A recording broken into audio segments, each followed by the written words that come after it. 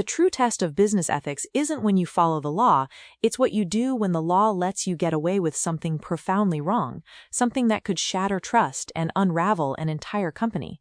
It's about those agonizing moments when profit screams one thing and your moral compass points squarely in another direction, leaving you to grapple with the kind of decision that defines not just a quarter, but an entire legacy. Because here's the often unspoken truth: legality and morality, they are not always the same street, and walking the ethical path can sometimes feel like walking into a financial storm, even when it's the only route to genuine, lasting success. We often think of ethics as this abstract, philosophical realm, something for academics or religious leaders to debate, but in the gritty, fast-paced world of business, ethics has an incredibly tangible, practical purpose. It's the unseen force that helps organizations navigate those treacherous waters where right and wrong aren't neatly labeled, where the answers aren't obvious, and where every choice ripples outward, touching customers, employees, investors, and even entire communities.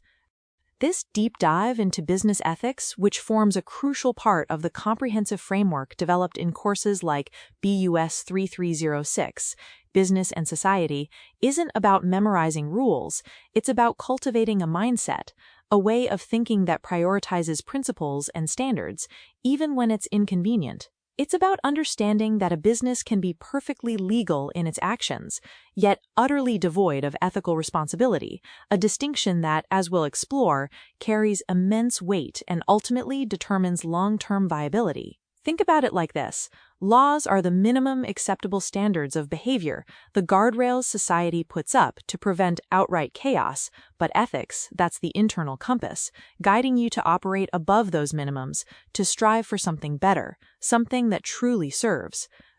To truly grasp this, let's cast our minds back to the hypothetical scenario of a manufacturing manager, a situation where the rubber of legality meets the road of morality with a screech.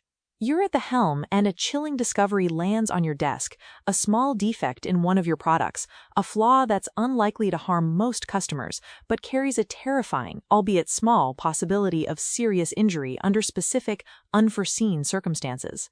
The sheer scale of the potential correction is staggering.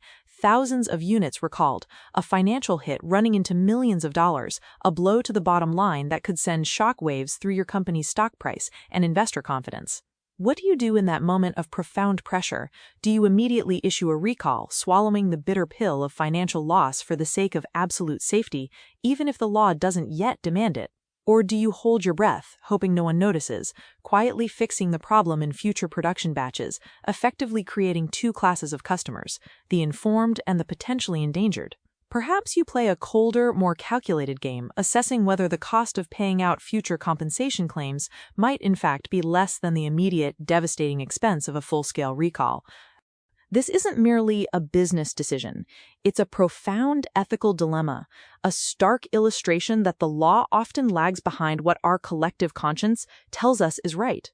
Because while legally you might find loopholes, delay tactics, or even argue plausible deniability, most people instinctively would agree that the protection of human well-being, the safety of your customers, must supersede the protection of short-term profits. This is precisely where business ethics steps in, providing a framework not just for what an organization can legally get away with, but what it should morally commit to. It's a distinction that, once internalized, changes everything about how you lead, how you innovate, and how you build a business that doesn't just survive, but truly thrives on a foundation of integrity. This tension between what's permissible by law and what's right ethically is, I think, one of the most critical concepts for any aspiring business leader to grasp, because it's where reputations are forged or irrevocably shattered. Let's dig a little deeper into this idea, beyond the immediate crisis of a defective product, and consider the insidious ways this legal ethical gap can manifest in everyday business operations. Imagine a company, maybe a service provider, that drafts contracts with such dense, labyrinthine fine print that only a seasoned lawyer with a magnifying glass could ever hope to decipher it all. And within that microscopic text, they've tucked away various hidden fees, charges that most customers will blissfully overlook until months later, when an unexpected bill arrives, triggering confusion and anger. Now, from a purely legal standpoint, the company has done nothing wrong. They included the fees in the contract, the customer technically agreed to them by signing, and they can point to the document as proof of disclosure. No laws broken, no regulations breached, perhaps even a clever strategy to boost the average revenue per customer without raising eyebrows with upfront pricing. But is it ethical? Most people, when presented with this scenario, would resoundingly say no. The company intentionally leveraged information asymmetry, relying on the predictable human tendency to skim fine print, rather than engaging in honest, transparent communication about the full cost of their service. This isn't just about financial trickery, it's about a fundamental disrespect for the customer's right to full, clear information, a deliberate exploitation of their lack of attention. This highlights the shadow side of simply adhering to the letter of the law. Legal compliance can become a shield for morally questionable practices, an excuse for maximizing profit at the expense of fairness and trust. We've seen this play out in countless historical examples, from companies knowingly marketing addictive products while downplaying health risks, to financial institutions creating complex instruments designed to obscure true risk from unsuspecting clients, to environmental polluters operating just within regulatory limits, but causing significant harm to local ecosystems. In each case, the legal teams may have meticulously crafted strategies to avoid prosecution, but the ethical fallout was often devastating, both for the victims and, eventually, for the company's own long-term prospects. It reminds us that ethics is intrinsically woven into the fabric of honesty, fairness, respect, personal responsibility, and unwavering integrity. These aren't just feel-good buzzwords. These are the foundational building blocks of something far more valuable than quarterly earnings: trust. Without trust, transactions become fraught with suspicion, relationships are fragile, and every interaction is scrutinized for potential deception. But with trust, everything flows more smoothly, more efficiently, and ultimately more profitably, because trust reduces friction, it fosters loyalty, and it encourages collaboration. It's a concept that demands a deeper dive because its absence or presence can literally make or break an enterprise, regardless of how legally astute its operations might be.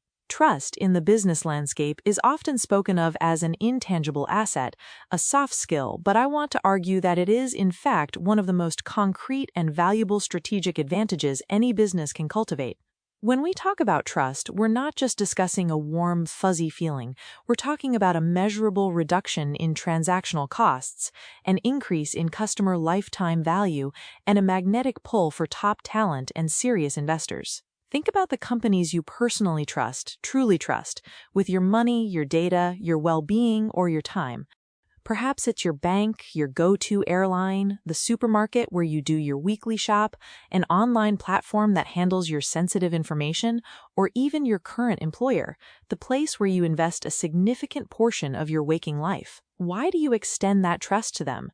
It's highly unlikely that you've personally conducted a forensic audit of their financial statements or meticulously inspected every single product batch for quality control or reviewed their legal department's compliance documents. No, your trust has likely been built through a consistent pattern of behavior, a track record where the company's actions consistently align with its promises, where its values seem to be genuinely lived out, not just printed on a mission statement poster. It's the cumulative effect of countless small, ethical choices that signal reliability, transparency, and genuine care for its stakeholders. And the implications of this trust are enormous.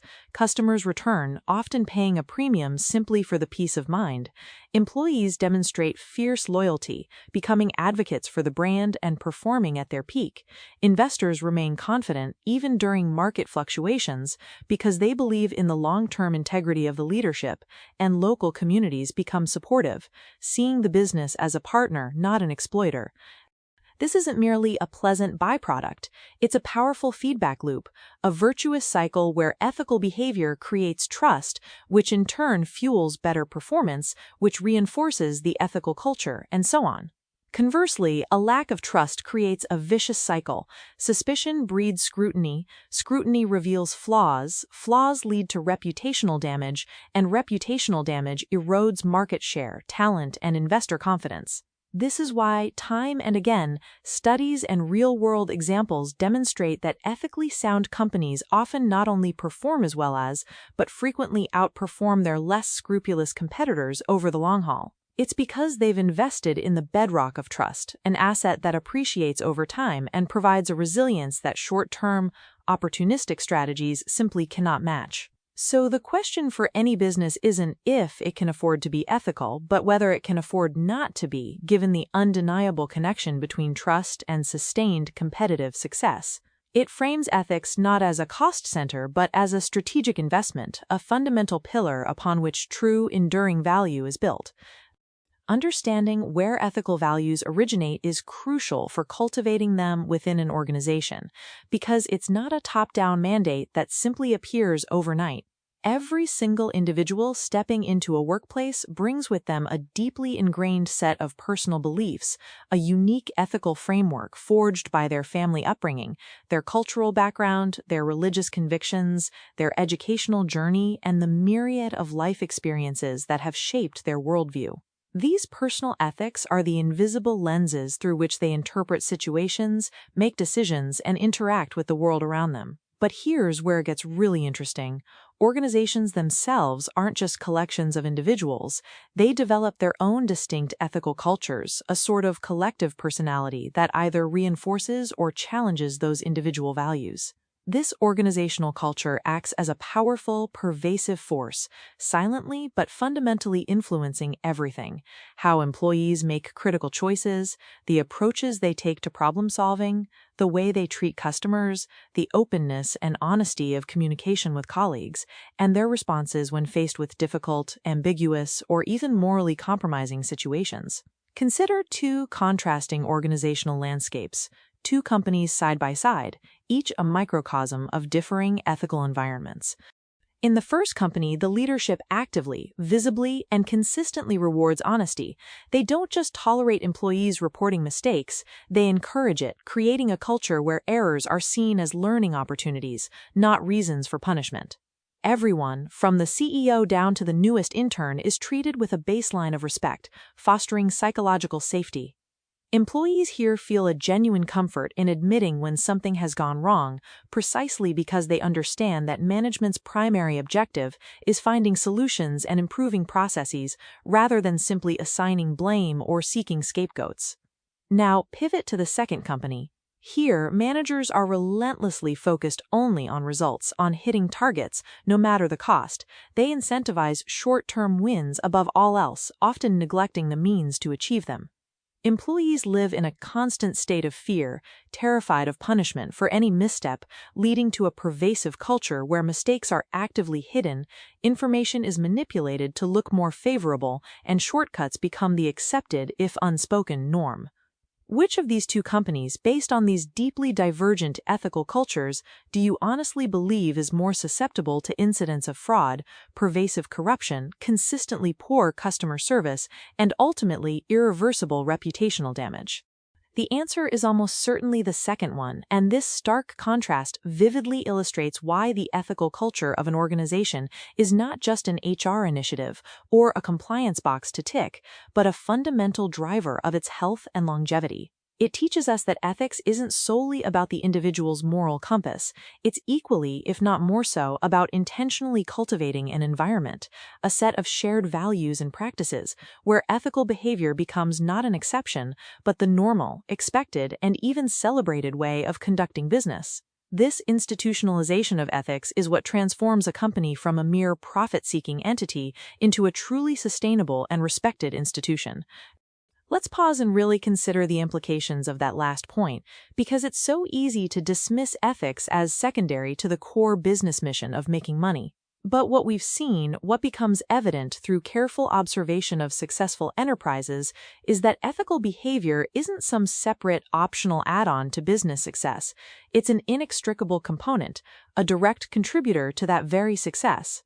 Take the example of Blue Skies Ghana, a company we've referenced in previous discussions, which chose a path far different from the traditional model of exporting raw materials. Instead of simply shipping raw fruit overseas to be processed elsewhere, Blue Skies made the deliberate, strategic decision to process the fruit within Ghana, on Ghanaian soil. Why does this matter so profoundly from an ethical and business perspective? Because this single decision to process locally creates a cascade of positive ethical and economic outcomes. It generates vital employment opportunities for local communities, providing livelihoods and fostering economic stability. It directly supports local farmers, creating a more robust, integrated supply chain that benefits multiple stakeholders. It contributes significantly to the local economy, keeping more of the value chain's economic benefit within the country rather than sending it offshore. And almost as a bonus, it allows them to deliver fresher products to customers, demonstrating a superior value proposition. This approach exemplifies a core ethical principle that business decisions don't have to be zero-sum games where profit comes at the expense of people or planet. Instead, they can and indeed should be designed to simultaneously benefit shareholders through sustainable operations, employees through fair labor practices, suppliers through equitable partnerships, customers through quality products, and the broader communities through economic upliftment and environmental stewardship. It's a powerful illustration that ethics isn't just confined to grand charitable donations or philanthropic gestures, which, while valuable, often feel disconnected from the day-to-day grind of business. True ethical integration manifests in those everyday operational decisions, in the very core of how a company chooses to create value, shaping its impact with every step it takes.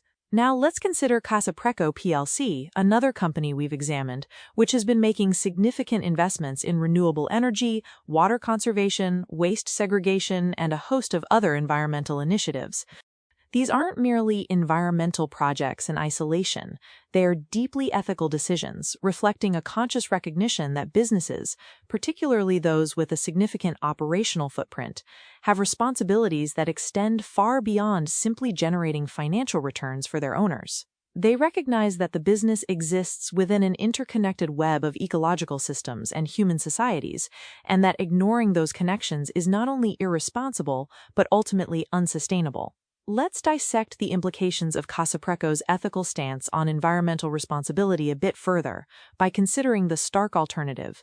What if they simply chose to disregard these concerns entirely? Initially, one might argue that their profits would see a temporary boost. After all, not spending on renewable energy, not investing in sophisticated waste segregation, not implementing water-saving technologies, all these choices could reduce immediate operating costs. It's a seductive short-term gain, a seemingly easy way to pump up the quarterly numbers and appease certain types of investors. But what kind of future would that strategy build, and at what hidden cost? Over time, the fabric of trust with their local communities would fray, perhaps irrevocably, as pollution mounted, water sources dwindled, or land was degraded. Customers, increasingly aware and ethically conscious, might begin to gravitate towards competitors who demonstrate a clearer commitment to sustainability, gradually eroding market share. Regulatory bodies, under public pressure or due to accumulating evidence of environmental harm, would inevitably introduce stricter oversight, potentially imposing hefty fines, operational restrictions, or even outright closures. Investors, particularly those focused on long-term value and increasingly concerned with ESG, environmental, social, and governance factors, would start to question the inherent risks embedded in a company that ignores its environmental footprint. They'd see a ticking time bomb of potential liabilities, regulatory penalties, and brand degradation. And perhaps most devastatingly, the company's reputation, painstakingly built over years, could be irrevocably tarnished, a scarlet letter in the public eye, impacting everything from talent acquisition to market valuation. This stark contrast demonstrates another absolutely crucial lesson in business ethics. Short-term profits, when achieved through ethically dubious means, almost always generate disproportionately high long-term costs.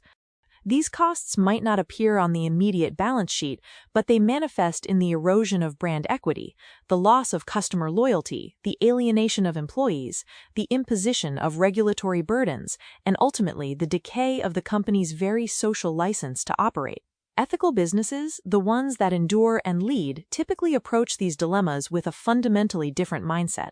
Instead of fixating on the immediate myopic question of how much money can we extract today, this quarter, their leadership consistently asks, how do we build an organization, a brand, a legacy that people will still trust, still respect, and still want to engage with 10, 20, or even 50 years from now? This long-term perspective isn't just about financial prudence, it's deeply ethical, recognizing that true value creation is a marathon, not a sprint, built on enduring relationships and a commitment to shared prosperity. And this long-term view becomes an even more critical differentiator in our increasingly transparent and interconnected world. The accelerating pace of transparency in our modern business environment cannot be overstated. It fundamentally reshapes the calculus of ethical decision-making, transforming what was once a relatively private internal affair into a public spectacle in mere moments. Think about how dramatically things have shifted in just the last couple of decades. Not so long ago, instances of unethical behavior, shoddy practices, or even outright malfeasance within a corporation could remain shrouded in secrecy for months, sometimes even years, allowing companies to manage the narrative, delay accountability, or simply hope the problem would blow over. Internal cover-ups, carefully worded press releases, and legal stonewalling were often effective tactics for containing damage. Today, however, the landscape is utterly transformed, primarily by the ubiquitous presence of the smartphone and the viral power of social media. A single customer, an aggrieved employee, or a concerned citizen with a smartphone is now armed with a powerful, decentralized broadcasting station in their pocket.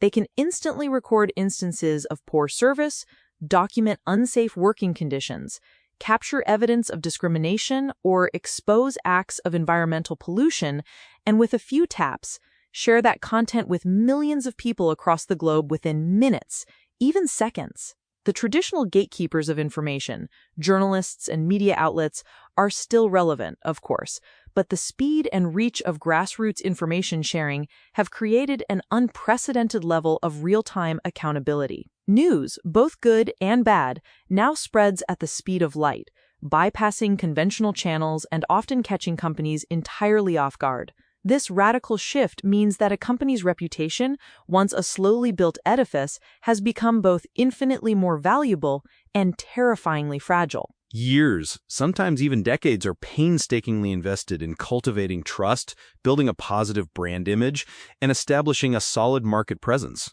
Yet all that hard work, all that accumulated goodwill, can be utterly decimated, lost within a matter of days, or even hours, if the company is perceived to behave irresponsibly, unethically, or dishonestly in the face of public scrutiny. We've all seen the dramatic examples: a tone-deaf corporate response to a crisis, an environmental disaster dismissed with platitudes, an employee publicly mistreated, all captured on video and amplified across every platform, leading to boycotts, stock price drops, and lasting brand damage. This new reality underscores why transparency has evolved from a mere ideal into an absolutely essential, non-negotiable business value. It means being proactively open, genuinely honest, and unreservedly willing to communicate truthfully with all stakeholders, not just when things are going well, but especially when they're not. The shadow side of this, of course, is that some companies might engage in performative transparency, where the appearance of openness is prioritized over genuine, substantive change, but the discerning public is becoming increasingly adept at seeing through such superficiality. True transparency requires a profound shift in corporate culture, a willingness to be vulnerable, and a commitment to authenticity that goes far beyond simply checking a box on a public relations checklist. Now, it's vital to acknowledge that transparency doesn't magically make businesses infallible. Every organization, without exception, will inevitably make mistakes, large and small. Errors in judgment, operational slip-ups, miscommunications, even product defects. These are all unavoidable realities of operating in a complex, dynamic world. The critical differentiator, the ethical test that separates truly responsible organizations from those prone to self-inflicted wounds, lies not in the absence of mistakes, but in how those mistakes are managed, handled, and communicated when they inevitably occur. When a problem arises, a fundamental set of questions immediately present themselves to leadership. Do the leaders of the organization admit the problem openly and without equivocation? Do they step forward, take genuine responsibility for the error, rather than deflecting or minimizing its impact? Are they committed to communicating honestly and clearly with all affected stakeholders, even when the news is difficult or potentially damaging? And most importantly, do they immediately take concrete, demonstrable steps to correct the issue, to prevent its recurrence, and to make amends to those who have been negatively impacted? Or, on the flip side, is the default corporate response one of denial, hoping that if they ignore it long enough, the issue will simply fade from public consciousness? Do they attempt to hide the problem, perhaps through legal maneuvering or by suppressing dissenting voices within the organization, creating a culture of fear? Do they engage in blame shifting, pointing fingers at external factors, at subordinates, or at anything and anyone other than themselves, rather than owning their part in the situation? These contrasting responses highlight a profound ethical chasm, one that has immense implications for a company's ability to navigate crises and emerge with its reputation intact. Here's the crucial insight. Stakeholders, be they customers, employees, investors, or the general public, are generally quite understanding and forgiving of honest mistakes. They recognize that to err is human and that complex operations will, by their very nature, sometimes go awry. What they often find utterly unforgivable, what truly shatters trust beyond repair, is dishonesty, deception, and a deliberate attempt to mislead or cover up the truth. It's the perceived lack of integrity, the cynical manipulation of information, that corrodes the foundation of any relationship, whether personal or commercial. This is why a transparent and ethically grounded approach to crisis management is not merely good public relations, it is a fundamental act of preserving the very trust that the company has worked so hard to build. It's about demonstrating, in the crucible of a difficult moment, that the organization's values are not just words on a wall, but guiding principles that dictate its behavior even under immense pressure, a commitment that the long-term health of the organization depends upon. To bring this point home with a tangible illustration, let's consider one final, powerful example before we wrap up our deeper exploration of this segment. Imagine two food manufacturers operating in the same market facing almost identical crises. Both companies have accidentally distributed products that fail to meet their rigorous quality standards, posing a potential, albeit small, health risk to consumers. Company A, upon discovering the lapse, acts with immediate and decisive ethical leadership. They swiftly inform the relevant regulatory bodies, initiate a comprehensive product recall, issue a sincere public apology to their customers, and launch an immediate, transparent internal investigation to pinpoint the root cause of the failure, promising to share their findings and corrective actions. Their leadership is visible, contrite, and focused on rectifying the situation with integrity. Now, let's look at Company B faced with the very same critical situation. Their instinct is fear and self-preservation. They remain completely silent, hoping that the problem is isolated, that no one will notice, that the issue will simply pass without public attention. They might even internally downplay the severity, perhaps burying reports or silencing employees who raise alarms, prioritizing the avoidance of negative publicity over public safety. However, as is often the case in our hyper-connected world, the truth inevitably surfaces. Several weeks later, customers begin to fall ill, and intrepid journalists, perhaps tipped off by an internal whistleblower, uncover damning internal documents that clearly reveal management not only knew about the quality problem, but deliberately chose to conceal it. Now, given these two contrasting responses to an ethical crisis, which company do you believe is more likely to recover, to rebuild its brand, and to regain the trust of its customers and stakeholders in the aftermath? Almost certainly Company A. And the why here is profoundly important because it encapsulates so much of what we've discussed about business ethics. Company A, through its ethical leadership, its transparency, and its willingness to take responsibility, preserves a crucial kernel of trust, even during a profoundly difficult moment. People are often, as we noted, quite willing to forgive honest mistakes, errors born of human fallibility, or unforeseen circumstances, especially when those mistakes are promptly and transparently addressed. What they are far less, if ever, willing to forgive is deliberate deception, calculated cover-ups, and a cynical disregard for their well-being for the sake of corporate expediency. Company B's actions don't just damage its reputation, they fundamentally undermine its legitimacy, its moral authority, and its very right to exist as a trusted provider of essential goods. The long-term consequences of such a breach are often catastrophic, leading to sustained boycotts, punitive legal actions, crippling regulatory oversight, and an inability to attract and retain talent. As future business leaders, this is perhaps one of the most invaluable, hard-won lessons you can internalize and carry forward into your careers. Ethics in business is not merely about deftly avoiding legal penalties or deftly sidestepping reputational hits. It is, at its core, about the proactive and continuous endeavor of building organizations that are inherently worthy of trust, deeply deserving of loyalty, and genuinely prepared for the long, unpredictable haul. What we've really been exploring today is the profound truth that business ethics, far from being a peripheral concern, is the very bedrock upon which sustainable success is built. It's the invisible architecture that supports everything from customer loyalty to employee commitment, from investor confidence to the long-term viability of the enterprise itself. We started by dissecting those difficult decisions where legality offers little guidance, forcing leaders to lean on a deeper understanding of right and wrong, and saw how a genuine commitment to ethical principles can navigate these treacherous waters.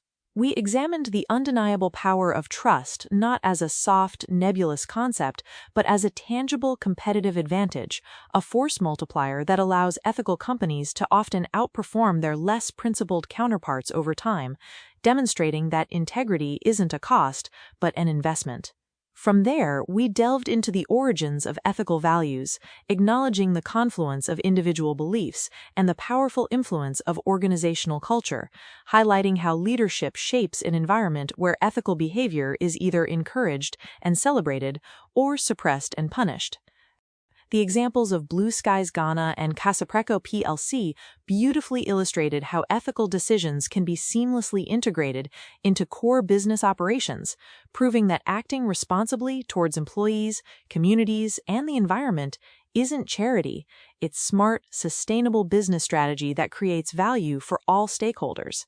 And perhaps most critically, we confronted the stark choice between short-term gains at any cost and the enduring wisdom of a long-term ethical perspective, especially in this new age of radical transparency, where social media acts as an unforgiving amplifier of both good deeds and missteps. We understood that in a world where news travels instantly, a company's reputation is both its most valuable and most fragile asset, capable of being built over decades and shattered in days, making transparency not just an option, but an imperative for survival and growth. Ultimately, this deep dive into business ethics, inspired by the foundational principles in courses like BUS 3306, Business and Society, reminds us that leadership isn't just about managing numbers, it's about nurturing integrity, fostering transparency, and building a culture that values people and principles as much as it values profit. It's about making conscious choices that contribute positively to the world, ensuring that your business leaves a lasting, positive legacy, not just a temporary financial footprint. This conversation, this continuous exploration, is vital for every aspiring leader because the organizations you will eventually guide will depend on your commitment to these very ideals. And that brings us to the close of this part of our journey, a crucial step in understanding the complexities of the business world. In our next segment, we're going to pivot to another fascinating and increasingly critical area, corporate social responsibility, or CSR. We'll explore why modern businesses are no longer just expected to generate profits, but also to contribute positively to society, how CSR has evolved from simple philanthropy into a strategic business approach, and why so many of the world's most successful companies now view social responsibility not as a burden, but as a wise, long-term investment. If you found today's discussion insightful, if it sparked new thoughts about the role of ethics in business, then please consider sharing this episode with a colleague, a friend, or anyone else who might benefit from this deep dive.